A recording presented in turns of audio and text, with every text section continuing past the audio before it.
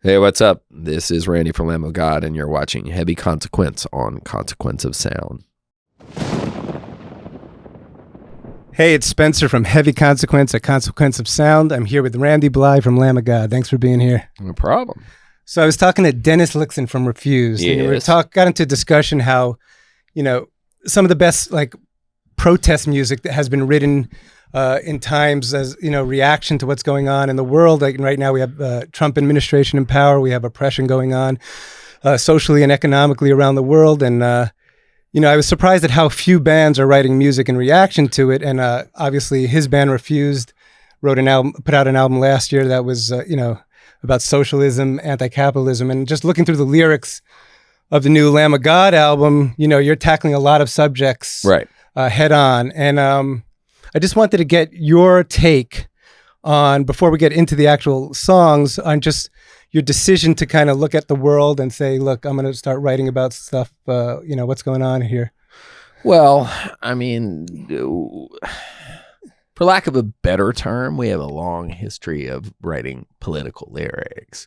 I kind of owe my career to G.W. Bush in some ways. If you look at the records As the Palaces Burn, and particularly Ashes of the Wake, which was our first major label record, that was during the Gulf War era. And those were pretty fucking political records. Music, particularly punk rock, hardcore, had like thrash metal, all that stuff, has always had a political sort of element to it.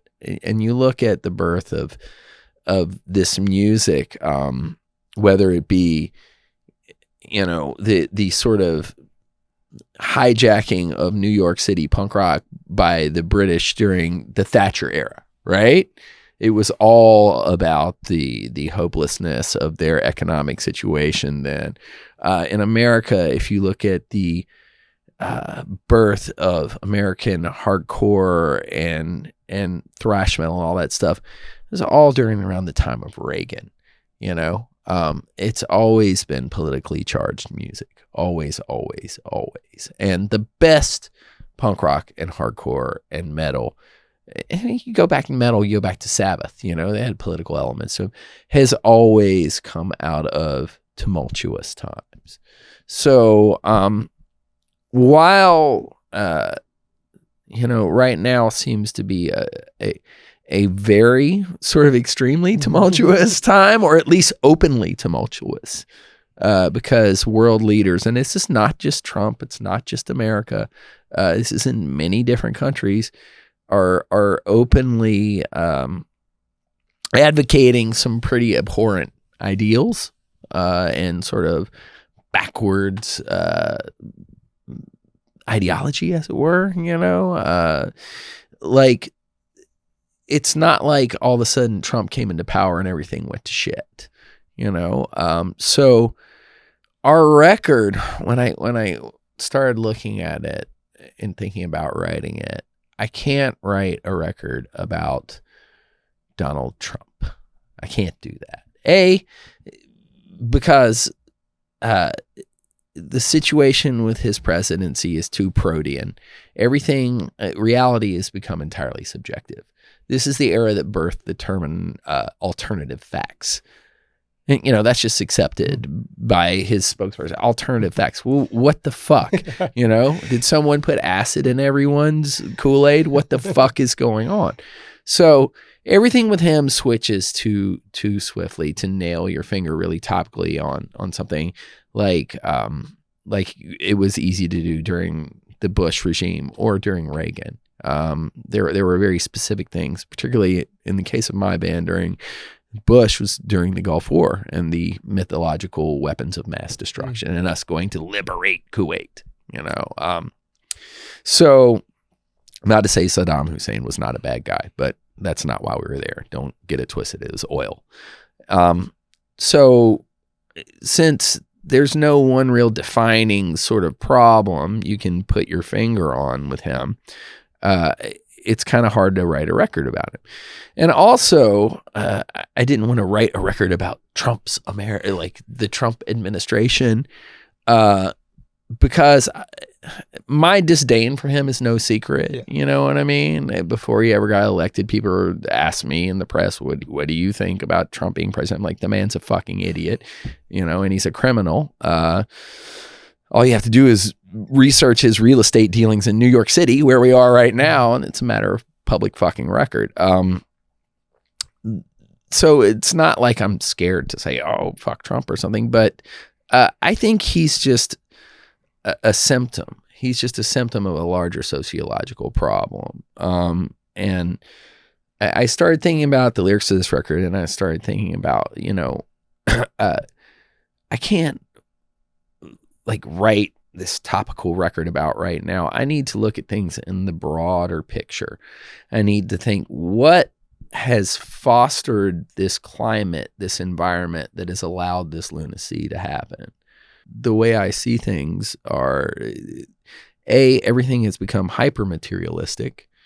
It reminds me of the 80s kind of on steroids, without all the cocaine, because there's not as much coke now.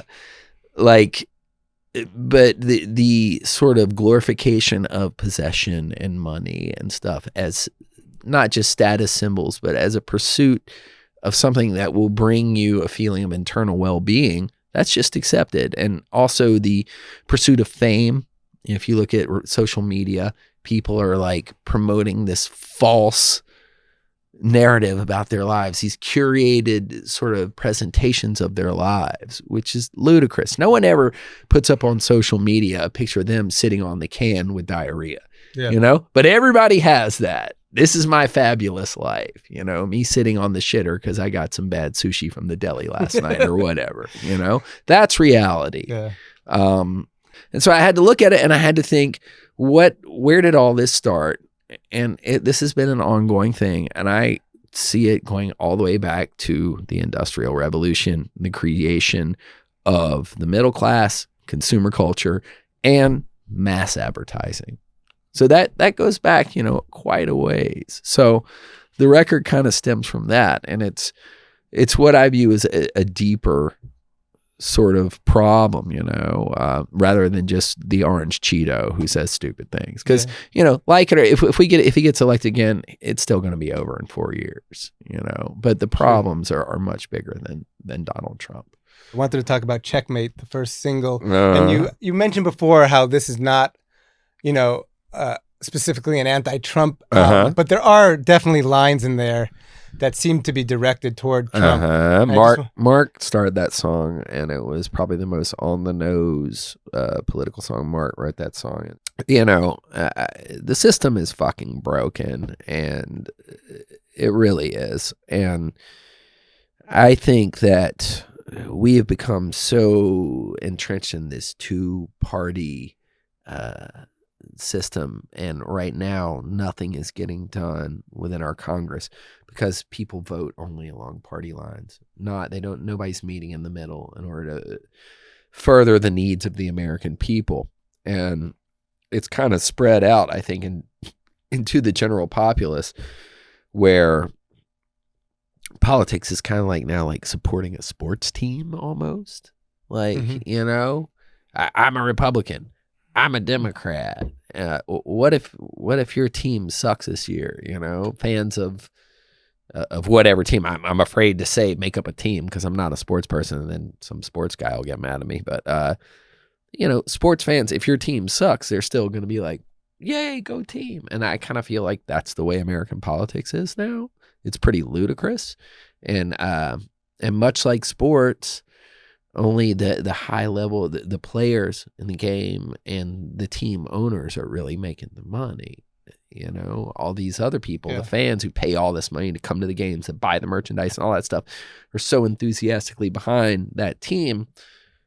Are they really benefiting from it in the long run? You know, the distribution of wealth is pretty top tier, and that's, you know, on both sides of the party. I think right now the Democratic Party and the Republican Party are just two sides of the same fucking coin. It's all special interest lobbying. With that said, is there a candidate out there that, you know, is speaking to you that you find yourself that you could support? Nope. The line is like, try to pick the lesser of, but evil doesn't come in twos. It's fucked. I hate to be a nihilist, which I'm not. I'm an optimist. I even though my lyrics say, evil doesn't come in twos, I will vote for the person that I think will do the less damage, and there's really no, that's also the problem with discussing politics now amongst certain factions, not everyone, but certain factions. People automatically, both left and right, no matter what, suppose you're a conservative Republican, people are like, you're a Nazi, and if you're a more left-wing liberal kind of Democrat, you're a baby-killing antichrist, and it's like, no, we're all humans. Maybe if we could all meet one-on-one and discuss and realize that, we all want the same thing and be okay. But when you get into this sort of groupthink, this herd mentality, and people congregate in large groups and start screaming at each other, it's the crowd psychology thing. Everything falls to pieces. And now it's doing it on a large scale. Mm-hmm. Due to the connectivity of our modern communications technology, Yep. But I think there is hope for change. I think it happens on a one-on-one basis, because I have friends who voted for Trump, and we don't punch each other in the face, and I know they're not a Nazi or a racist because I know them personally, and plus there's people of all different ethnic groups that voted for Trump, So, I mean, it's just these absolutes that people on both sides put, they just throw things at each other. And it's insults. It just reminds me of third grade, dude, Yeah. And that's why I don't know. It kind of just disgusts me. But that's what the song Checkmate is about,